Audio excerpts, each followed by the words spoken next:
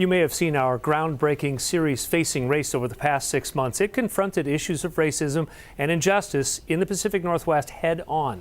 Starting tomorrow, we are launching Facing Race as a regular part of our news coverage. King 5's Christin Ayers is the executive producer and joins us live tonight. Christin, what kinds of stories can we look forward to?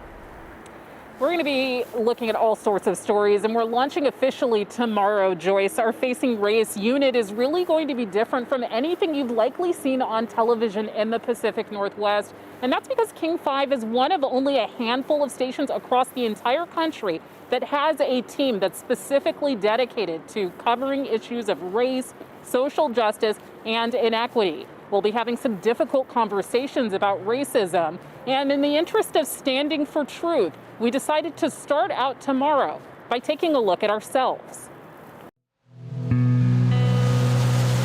What happens when a news organization takes a step back and starts talking about race? What were the messages that you received about race? We're taking you inside the conversations we had at King 5 amid a nationwide racial reckoning, the wounds that were exposed. I faced a lot of discrimination growing up as a kid.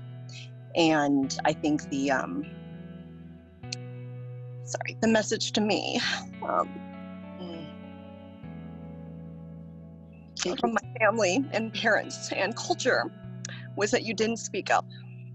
And that if you suffered, you were in somebody else's country. Our new unit, Facing Race, will break new ground, talking to people in the Pacific Northwest about the taboo. I know that I'm racist and I don't want to be, I don't mean to be. I don't know if in my 20 plus years of doing this work, I've ever heard a white person say those words exactly. Asking tough questions. Do you think your father is racist?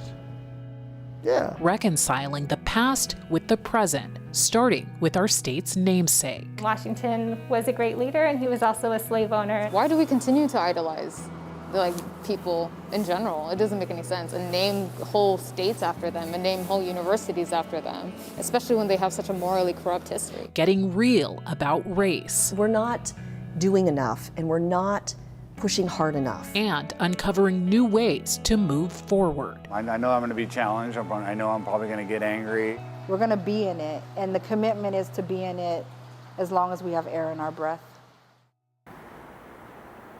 So, Christin, we got feedback from people all across the state about our Facing Race series. Some people told us they learned from it. Others said by addressing race that we were being divisive.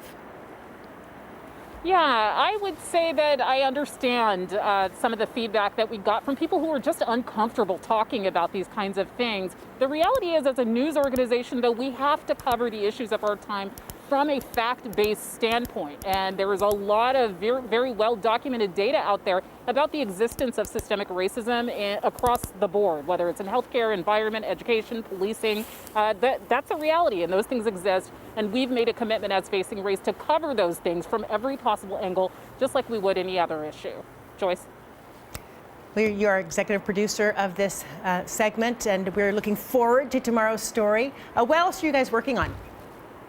We have a number of, stories that we're working on. You saw a glimpse of a couple of stories there, though Chris Ingalls will be reporting on the story looking at King 5. But along with that, we'll also be taking a look next week at George Washington, his legacy as a slave owner. Who was he actually as a slave owner? We'll be looking ahead and continuing to talk to a man who admitted on our airwaves that he's racist and he wants to change, and looking at how he'll heal the relationship with his biracial daughter. So those are just a couple of the things we have coming up, but we're hoping people will get in touch with us and let us know when they have stories that they would like to see on our air. I know some have been months in the works, so looking forward to it. Thanks, Christin.